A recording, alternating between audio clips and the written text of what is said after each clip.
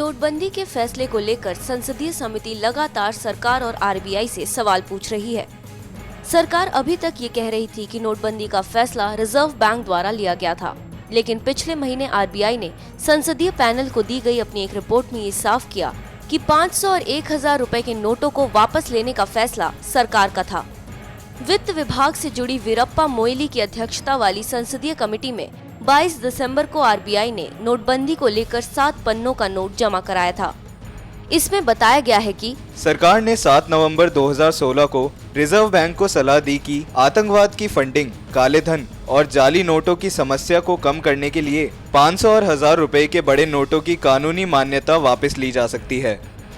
Reserve bank of India ने कहा है कि इसके केंद्रीय बोर्ड ने 2000 रुपए के नए नोट को जारी करने का प्रस्ताव मई 2016 में ही मंजूर कर दिया था।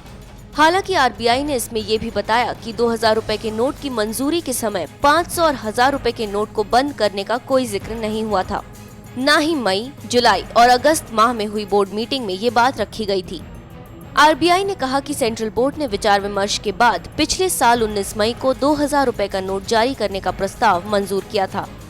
आरबीआई ने ये भी बताया कि 8 नवंबर 2016 को हुई मीटिंग में आरबीआई के सेंट्रल बोर्ड ने 500 और 1000 रुपए के नोट को लीगल टेंडर से हटाने के प्रस्ताव की सिफारिश की थी।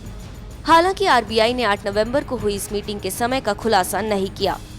इसके अलावा आरबीआई ने इस पर भी कमेंट करने से इनकार कर दिया कि क्या सितंबर 2016 में अपने कार्यकाल खत्म होने से पहले उस समय के आरबीआई गवर्नर रघुराम राजन ने सरकार को 500 के नोट को बंद करने के खिलाफ कोई पत्र लिखा था।